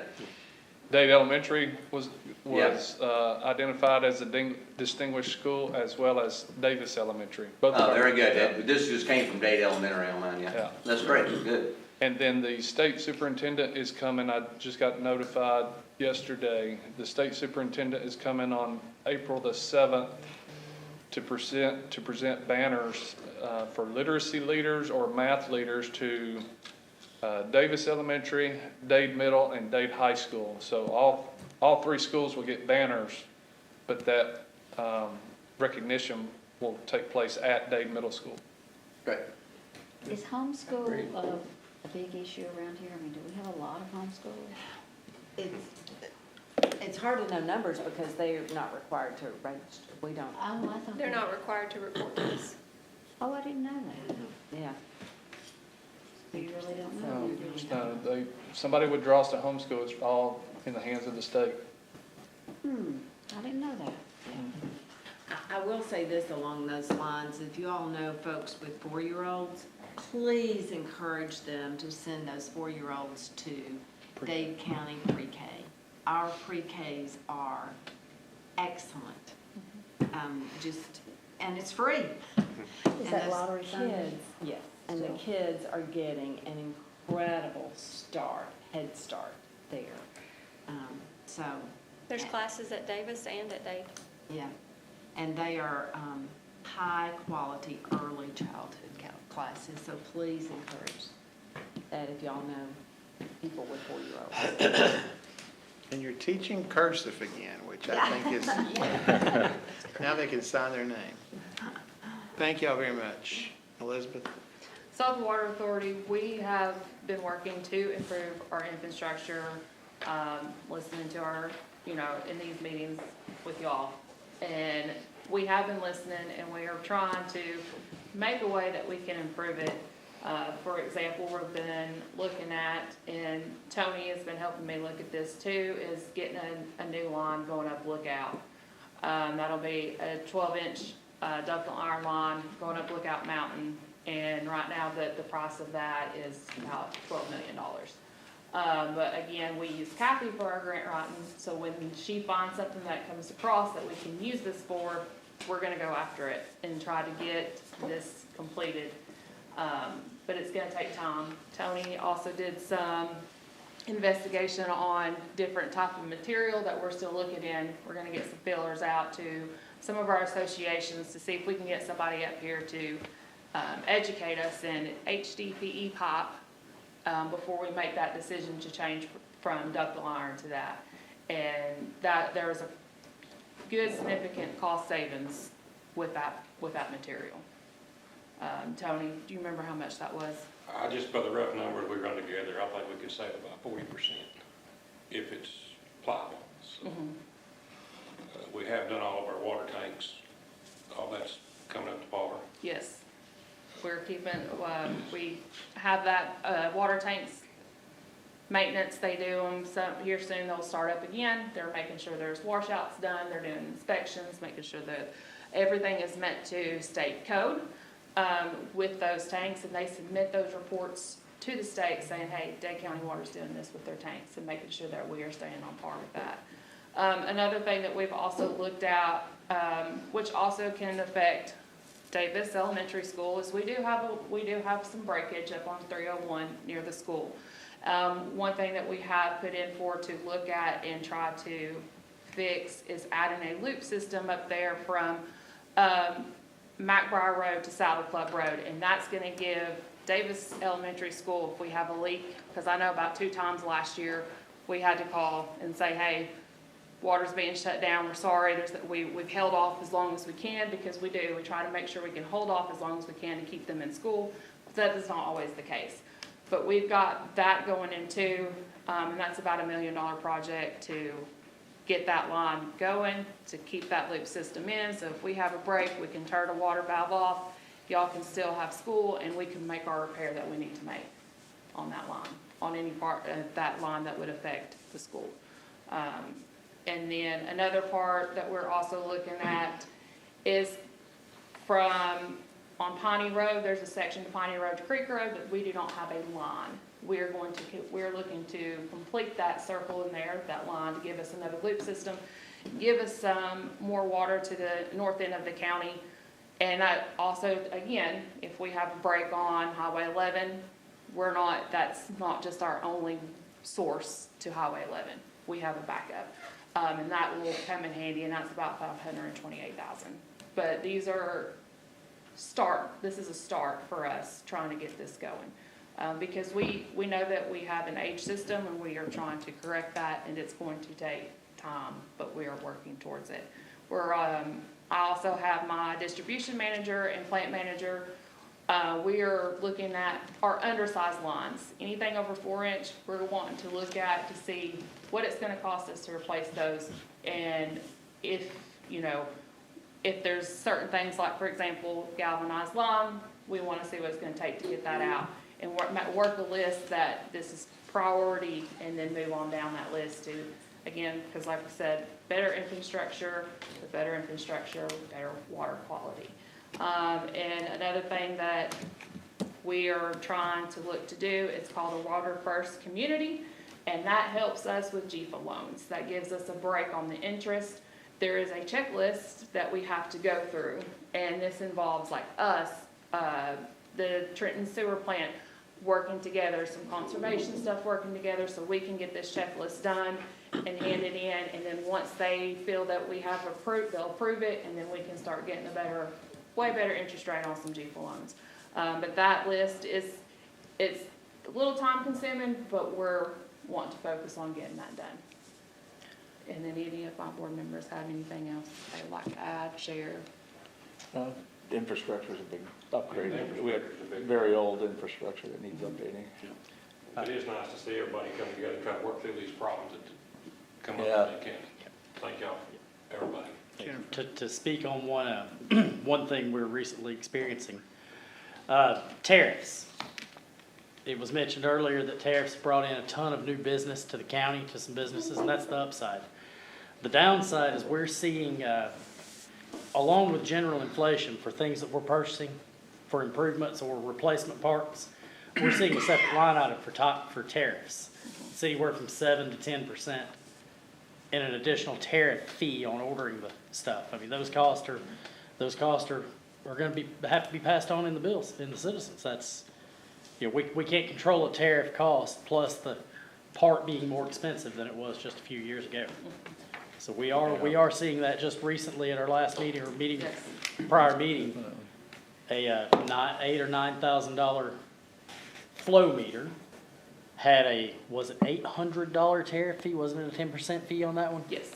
A 10% tariff fee made it $8,800. So and we're seeing that in a lot of replacement parts, a lot of things we buy, it's being passed on to us. So Caroline, do you have the question? Yes. Everybody's talked about growth, which is great. However, we currently only have so much water. So what are our options for bringing more water in? Have y'all looked at that? What are you seeing as an option for being able to draw more water? Because there's only so much water you can currently draw out of Lookout Creek. we're not using what at our limit. We're not at our limit. How much more have you got till you're at your limit? How much more are you gonna be able to pull? So that depends on the season at this time and Lookout Creek's flow. Defer to Elizabeth on a bit of that, but as we replace this infrastructure, what we're going to see is our water loss. We're not billing for what we're pumping. As in, there's water loss through this old system. We're losing millions of gallons a month. Yeah. As we repair this infrastructure, you're gonna see our billed gallons go down, therefore there's more available water to be drawn from the creek. Right now, that is the solution. Do you have any idea how much you think you're losing? Yes, ma'am, 30 to 50% a month. Yes. Now, in that 30 to 50%, let's keep in mind that those numbers are, as fire departments do their things, that's unbilled gallons of water. We know where that goes. When we do have a known leak and it's repaired, we do have an estimator tool that we know about how much water come out of that, so we can track that. So I was just giving you a gross number. When that's pared down, we're closer to the 30% rather than 50. Sometimes less, month to month changes. We can't predict when a pipe's gonna blow. Right. We can't predict how big it is or anything else, but we do get very close. And that is, from my perspective, that's how we have more water available. Because most months, if we count what we're losing as not being lost, we would only be at about half of our capacity. I remember when Doug Anderson, that's been some time back, but I remember us having a meeting similar to this, may have been just like this, and he reported that the Water Authority was only using about 15% of what they could actually pull from the creek. Is that? To my knowledge, that is incorrect. Today. 2/3. Yeah, we are 2/3 when we count what we're losing. Elizabeth, do you know anything that may be different than the numbers? I mean, this has been 10 years ago, I guess. How many million ago? We're allowed to withdraw 3.8 million gallons per day. That is how much we are allowed to touch. We are only allowed to touch that because the state EPD manage that off the flow of the creek. We can upgrade our plant, we can make our plant bigger as much as we want to. But we can only touch what the state tells us we can touch, and that determines on the flow of that creek. And we're billing about 2 million Yes. gallons. We're pumping about 3. Because we cannot take away from y'all for downstream, like for the sewer plant. We have to still make sure there's enough that goes by to do what it needs to do for the sewer treatment plant. But that's one of the things that the state of Georgia is like they make sure that you're not taken away from what's downward from us. So what I'm hearing is regardless of how much is in the creek, spring, summer, winter, whatever, all we can pull out is 3.8 million gallons a day. Per state requirement. Yes. Yes. Okay. Is that the only source? Because I know that Elizabeth shared with us that y'all have other sources for water, correct? Well, Mr. Rumley tried to get the Tennessee River, but I don't know where that went. Now, I'm talking about how, if Lookout Creek became contaminated, where would y'all pull that water? So what you're talking about, the well is part of that figure. Okay. Yes, it is within that figure, yes, sir. Of the 3.8? Yes, it is Okay. calculated within that figure. So let me understand where the 3.8 comes from. It comes from more than just the creek. So we can pull so much from the well and so much from the creek. I think we can pull I'd have to look at it, 1.2 something from the well and then the rest from the creek, but we are only allowed to touch 3.8 million gallons per day. If we hit that, we have to stop. We have to stop pulling in water from raw water into the plant. But like I said, Frank has not really called me up and said, hey, Elizabeth, I have not received that call from him because he would make that call. Which doesn't mean you wouldn't have water when you turn your faucet on. No. There's still water in the system. Yes. There's still water in tanks. That does not mean. Yes, that does not mean, because it takes about 12 to 24 hours what is pulled from the creek to be cleaned for it to go out into the system. So it's not like, oh, if we get that, we're shut down, y'all don't, no, that's not what that means. So we're not at a critical state, though, No, not by yet. no means. Not yet. So we know, We will be. With we know growth, how much we can could pull be from with growth. Tennessee American now. Could be decades before we get that How kind of much growth. can we Do pull? what? We It have could be to have decades it. before we get that kind of growth. Yeah. We got, We we don't- really need to eliminate the old infrastructure and the water I- losses. Wait a Huge. minute, Wait a there's minute. another Yeah. conversation No, you're going good. here. Bill had a question. Is how many gallons can we get from Tennessee American? Dade Water is hooked at the Tennessee state line with Tennessee American. And there's also a hookup for sewer system in the north end. And my question with Elizabeth was how much will Tennessee American agree to pump to us? She was talking about going around Piney to feed that way. That'll have to come out of the Trenton pump station. But how much can we pump from the north end, and if we needed to feed Trenton, if a train ran off up the number 8 bridge and you couldn't, that was my question, how many Your can? response. We do not, so Tennessee American wants an agreement with us that if we decide to import their water, how much they can give us to do that. We did have a sit-down meeting a few months ago with them to talk about that, because they want to help us if we are in need. But also too, when we were speaking to them, they also have issues getting water, not getting water, but they also have issues too in Lookout Valley. They're going through 3 different phases to get more water to Lookout Valley. So at the time when we met, the person we were talking to, he said, I can't tell you that right now until we get this first phase done. When we get this first phase done, I can better tell you how much that we can give you, and as they bring more water this way towards Lookout Valley, because it's growing. Some of that's related to that and the mountain growth. Yes, so it's growing because they realized, hey, it's grown, we've got to see how we can get water to this over here. So they're also working too on trying to pull more water towards the Lookout Valley area. When I say Lookout Valley area, just in that area general, because it is growing. And like I said, they've got 3 phases going on. I don't know how long each 3 phases are gonna happen. I don't know where they're at with the phases. I know when we had talked to them, I think that he said that they were getting close to being done with phase 1. But he has not followed back up with me to say, hey, we're done, let's sit down and find an agreement. But they do want an agreement with us, because, for example, we need to let them know when we pull, so they know, and they're gonna, like anything else, they're gonna say, you can only take this much, in this time frame. But they used to want pushes, wanted to pump, but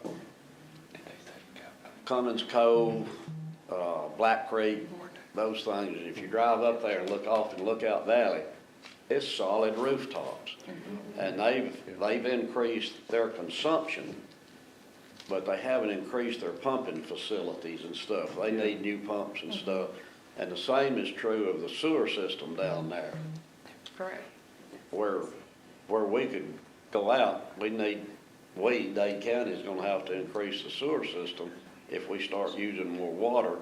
And they'll have to increase their capacity to take it onto the Moccasin Bend treatment plant. Is that correct? Yes, and I know that they were working towards that. I do not know where they were at with that, but I think 3 or 4 years ago, when Evan had come talk to us, they had countered and said, this is what kind of needs to be done, or this is what we're trying to do, because they wouldn't be able to accept, I think that business that was looking to go in, I don't think they were gonna be able to accept what they were gonna be sending to them. We have some additional flow going to them that we're not using, but if somebody was a high demand, it would cause a problem until they get that infrastructure. They know they technically can't, it's a federal facility, and that's why we can hook onto it as far as the sewer. Now, water is private, but Tennessee American. Yes. So we have some availability, but we didn't have enough for that particular company to be able to, that would have put them over the capacity Yes. at that point in time.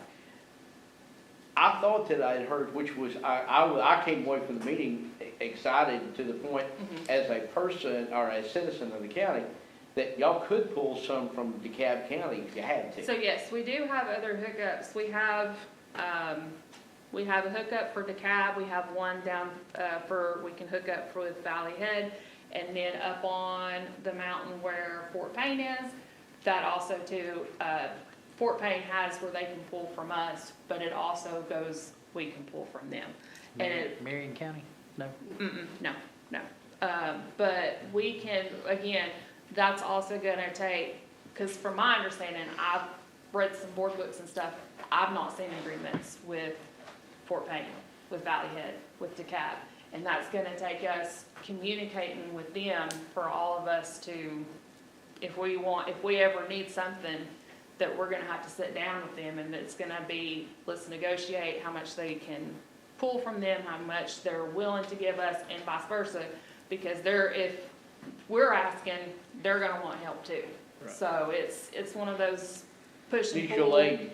Yes, give and take. So because for example, DeKalb Jackson, last year called me, they needed help, they had issue with the basin. And I hated to do it, but we also had a pump down, and I said, I'm sorry, we're already strained because I have a pump down at the water treatment plant, that until I get that put in, I can't give you more water. I can't give you water because it's going to put more strain on my system, and I have to take care of my citizens first. So, I mean, until that pump went in, I couldn't provide them with water because I'm not gonna take from, I hate to say it that way, I'm not gonna take from our community because we're strained because of the pump. But the pump went in, but at the time they went in, they were good then. What about the new lines down at Head River? Is it Head River? So Is that from Menlo, or is that part of the Macklemore? So that's part of Walker County, that's part of, they put a tank up there for us to also use to fill up, because they're running a line up the mountain on the backside of Lookout Mountain, that they're gonna run up the line. They have a tank that's going up now. If you drive up there, you might see it. That's a 1 million gallon tank. It's going to be one of those, we can use it. We can use their water. We sell to them. They buy back from us because they have a master meter down near Griff Johnson Road, because that's getting Flaherty. It's getting those people, Dade County citizens and Walker County citizens in that area that do not have potable water. So that's going to help us for the citizens there, and it's going to help the Walker citizens as well. But that line is, like I said, that's going to go to that tank. We can use their water. We can buy water from them, and vice versa. They can buy water from us. So it's a partnership with them, ensuring that we have, water up there for our customers. So there are I just heard 5 different sources Yes. of water. I mean, that's better than hearing Lookout Creek. Yes, Right. exactly, yes.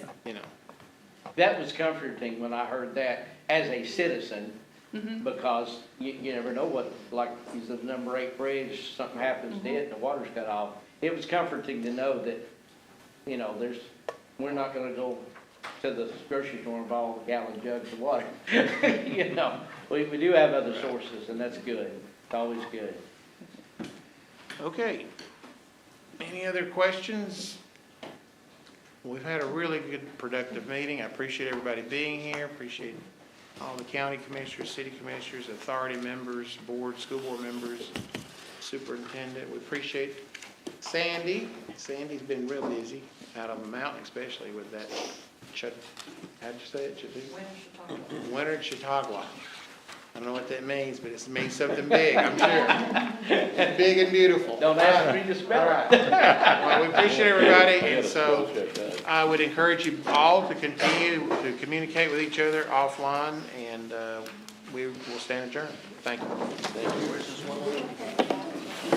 you.